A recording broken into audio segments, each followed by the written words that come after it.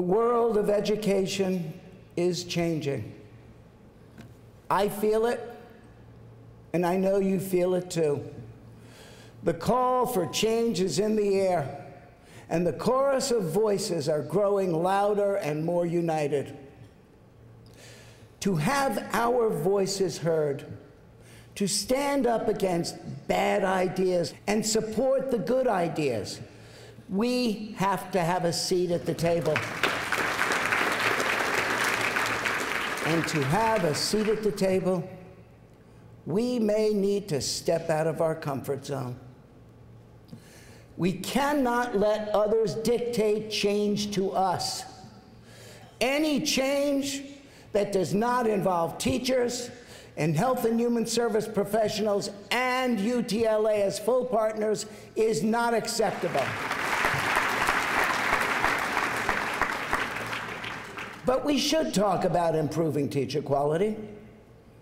Are there better ways to attain that goal? Ways that truly help struggling teachers get better? And teachers should begin to participate in administrator evaluations.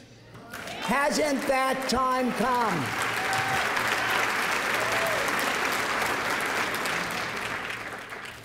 And we need to talk about how we, as a union, deal with members who are involved in immoral acts with students. We must begin that conversation internally and begin that conversation now.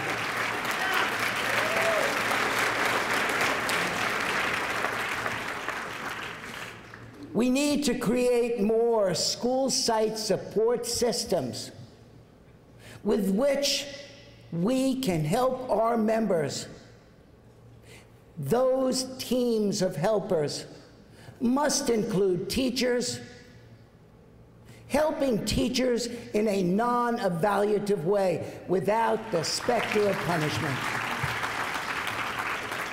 Much of what I have said tonight is my way of expanding on conversations that have already been happening throughout the union.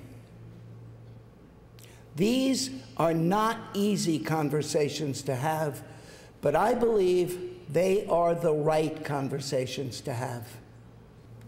We struggle not just for ourselves, but for our students. We have a tremendous weight on our shoulders. What we do today in our classrooms and our schools will affect 1,000 tomorrows. We fight now for our vision of the future for public education and teaching as an honorable profession.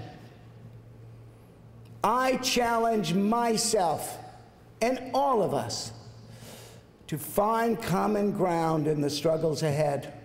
Never before in our history have we needed unity more.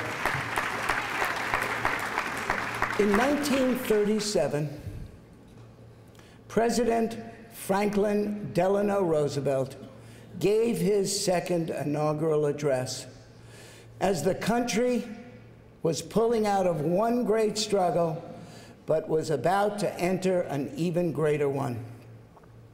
What he said then resonates for us today. Shall we pause now and turn our back upon the road that lies ahead? Many voices are heard as we face a great decision. Comfort says, tarry a while. Opportunism says, this is a good spot. Timidity asks, how difficult is the road ahead? To this, I would add, fear of change says, don't step forward. But opportunity says, this is the place to be and the time to explore and stretch our boundaries. Confidence asks, are we ready for the challenges we face? Shall we call this the moment to act? We dare not turn our backs on what lies ahead. It's a road filled with uncertainty, yet paved with great promise. We must take all that is good from our past and meet the future with the conviction that together we can craft a new age for our students. We must define ourselves not by what we are against, but by what we are for. We must define ourselves not simply by acknowledging the difficulties we face, but by embracing a vision what we can do together. Let us now, firm in our resolve, face the challenges ahead, take them on, and recraft public education the way we know it should be. That is a fight worth taking on. Thank you. Thank you. Thank you.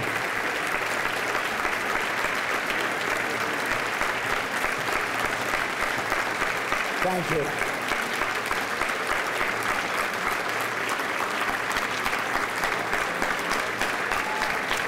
Thank you all.